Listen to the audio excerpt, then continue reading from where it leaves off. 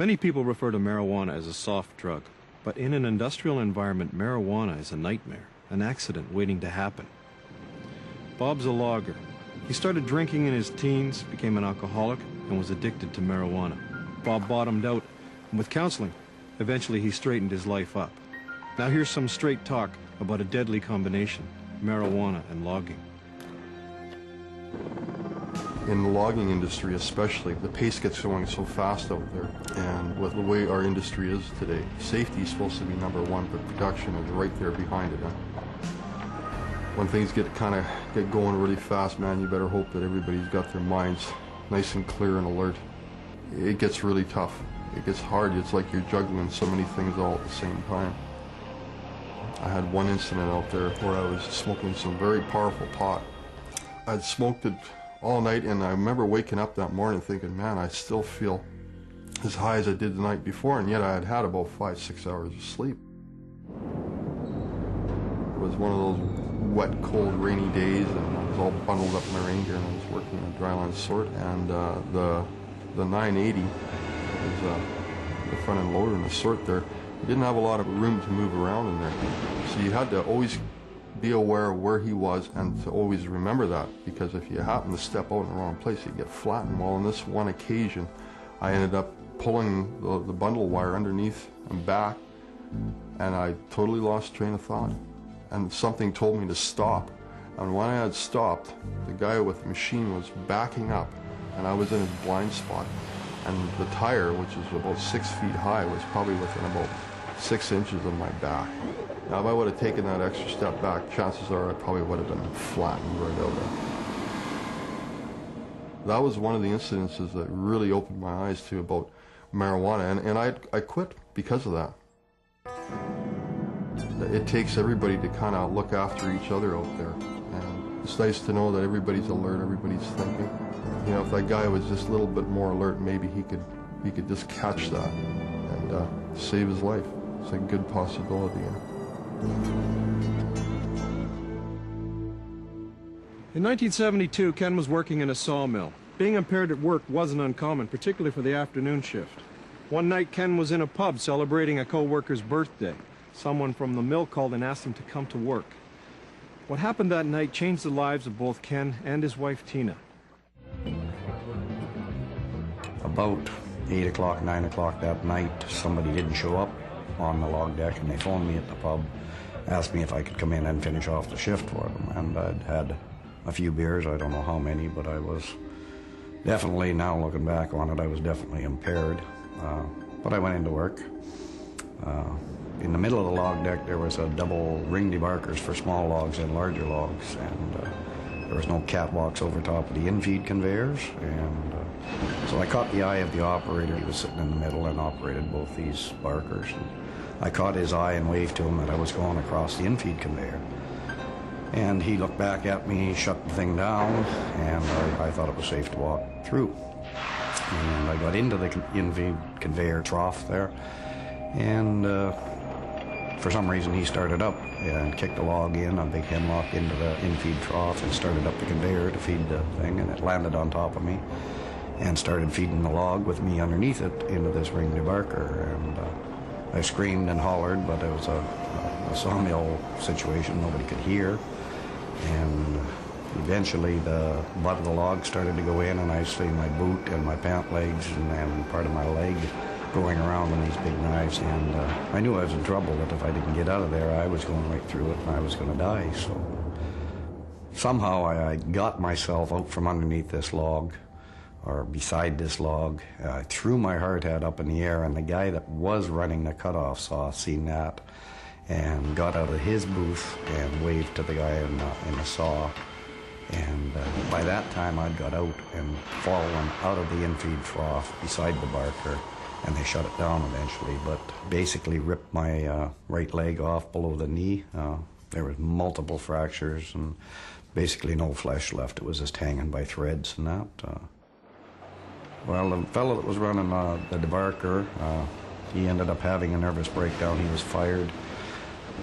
For the accident, he was drunk. They found the remains. There was only a quarter of a gallon of wine left in the operator's booth with him. as well. I was probably well over the legal limit for being impaired. We had a safety committee, and we talked about safety, but I don't recall ever being discussed as far as the alcohol or drug aspect being impediment to safety at that time. How can someone that goes into work, whether it be alcohol, heroin, cocaine, marijuana, or whatever, goes into work the next day, and I mean, they've partied until 3 in the morning, and they have to be work at 7 in the morning, and that's the start of their day. They haven't had a lot of time to burn out out of their system what they already have. So yeah, they're bringing it into the workforce. Whether you're working with it, married to it, or a child of somebody, it has that rippling effect. You can't avoid it.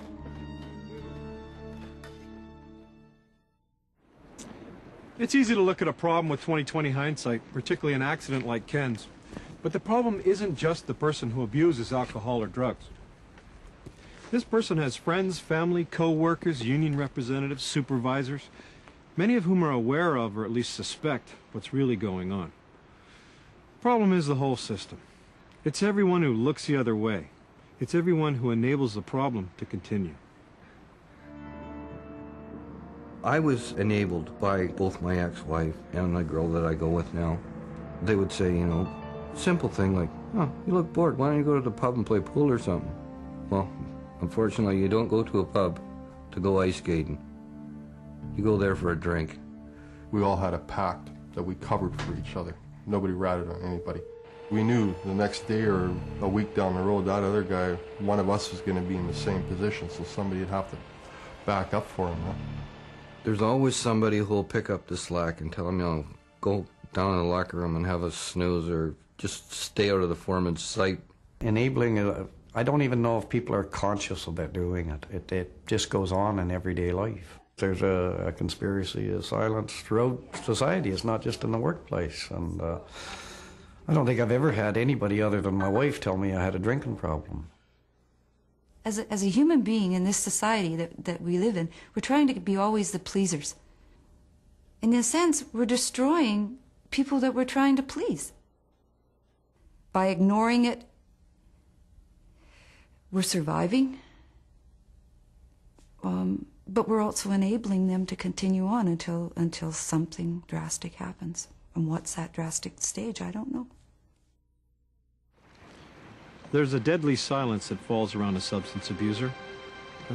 Nobody wants to rock the boat. But speaking up can be an act of courage. It can create a safer workplace for everyone. It can even save someone's life.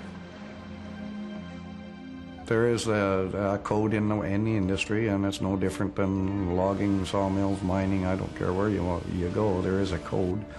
You don't rat on an employee. You don't rat on a fellow worker. But yeah, I've known of instances where people have refused to work with somebody. They won't say why. They'll make up reasons why, and the guy's just haywire. He's not safe or whatever, and get switched around so they're on a different shift or on a different crew. You'd have a tough time living like that after you did rat somebody out. If you took somebody and ratted him out and he lost his job and he's supporting a wife and 2 or 3 kids or whatever his situation is, you're going to get feedback from the community. But is it ratting on a person if you might be saving his life or somebody else's life? Maybe your own, but just somebody else's life. It's not so much ratting on them. It's that I'm not enabling them. I started to realize that I had to start to be assertive in the way to speak out to these guys. And it's a horrible thing to have to do, but you may save someone's life or lives. And that's the bottom line is, I want to be able to go home, you know. This guy that goes to work, possibly sick, hungover, you know, maybe his mind isn't alert. Maybe he'll make a mistake out there. You know, maybe he's got a wife and some kids at home. Maybe they'd like to see him come home at the end of the day. I know I sure do. As a result of his accident, Ken spent a year in the hospital. When he'd recovered from his injuries, he got his first aid ticket and later went to work in a mine as a safety supervisor. The debarker accident gave Ken rheumatoid arthritis, and to cope with the pain, he turned to codeine-based medications. Over the years, his pill consumption grew, and eventually he was taking 30 to 40 pills a day while still using alcohol. One day, Ken and Tina had a fight, and Ken headed off to the mine. On the way, I stopped at the beer and wine store and bought some beer. By the time I got there, I was showing the signs of drinking. I was probably staggering and slurring my words, and went into my office and started nodding off, I guess. He was under the influence of something, so of course our main concern is, well, come on, Ken, let's get him out of the work area. I did the calls and the stuff that I thought I should be doing or had to do. After that, picked up Ken. We took him up to his room and said, okay, here you go for the night. So I went into the staff house and went to bed, and the next morning they told me that they'd phoned the supervisor and that he wanted to see me. He realized that he made a big error, and yes, that he had some things that he had to answer for. And Brant phones and says that Ken's drunk. Devastated at first to hear that he's been caught. Relieved to know that somebody else was seeing what I was seeing for years and years and years. I came home that day, and my boss came over to the house here and sat down with me and told me that, hey, you kind of really screwed up this time, Ken. I don't know where we're going with this. I met with him and the employee relations or human resources superintendent the next week, and told them that I was pretty embarrassed what I'd done and that I was willing to resign. But more than anything, I'd come to realize that I had a problem. I had a real problem, and I was going to get some help. And I didn't know where or how yet, but I did know that there was treatment available, and I admitted to them that I have an alcohol problem, or had an alcohol problem. I still do, but that I have more than anything, I'm afraid of my addiction to codeine, the pills I was taking. And they advised me that if that's the way I was looking at this, that they were more than willing to support me. Put him on a bus, and away he went, and from there he got the help he needed, and he's back where he is again today. Brant is not a rat in my thinking. He had courage I didn't have, and I wish to God I had had it. Somebody has to make that decision. I couldn't. I couldn't pick up the phone and say to my husband's supervisor, he's gone into work, he's been under the influence, he's taking pills. Actually, I didn't feel that bad about what I had to do. You know, I knew that, well, he's probably got some pretty hard feelings and going through some pretty rough times, but it's probably going to be 100% for the best if he makes this. When he first came in the door, then there's the feelings of, well, you know, are we going to have the same type of relationship? Or Ken looked a little nervous too, but within 2 seconds he seemed comfortable and thanked me for what I had to do, and I think Ken would have done exactly the same thing. I know he would have done the same thing, so I actually felt good about it. You know, after that first brief encounter again, like, whew, yeah, he's going to do okay on this, and, you know, it's going to work out for the best. Anyone that has the courage to stand up and say this person is under the influence, whether it be booze, drugs, pills, isn't a rat in my thinking. They're a compassionate human being. We need more of them. We need them in industry more than anything. Employers and unions have a tremendous investment in their people. Helping workers tackle substance abuse should be a top priority. Employee and family assistance programs and treatment centers exist to help people like Ken and their families. The help's there. You just have to reach out for it.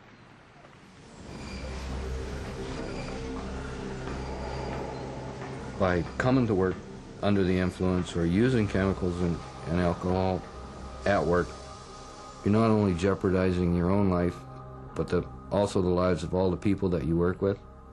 Over the years, there has been you know, some really great recovery programs that have come up. You know, we have treatment centers out there today. There's all kinds of help out there. The biggest thing is to make people aware of the possibility that there is help for them, and that It's not a bad thing to reach out for help. It's a good thing. I have more friends now than I ever had in my life, and they are genuine, true friends. I can pick up the phone now and phone these people and bare my soul to them, or just shoot the shit.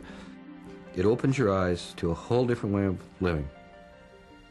And it's great. Like, I love being sober, and I want to stay this way. I don't think I'd be where I am today. We wouldn't be shooting this video. I would probably be at a bar someplace if I didn't have my family behind me. This is the quality time that everybody that gets to be middle-aged is looking for. It's not always about dollars, it's about a relationship that you have with another person, and this could be our quality time. I honestly believe that Brant turning me in, Brant ratting on me if you want. Maybe people believe that he ratted on me, but I honestly believed what he did was save my life. I feel like I was just no different than the person that had fallen out of his canoe without a life jacket, and somebody happened by and pulled him out of the water and gave him mouth-to-mouth resuscitation. Well, Brant never kissed me, but in my opinion, he did save my life.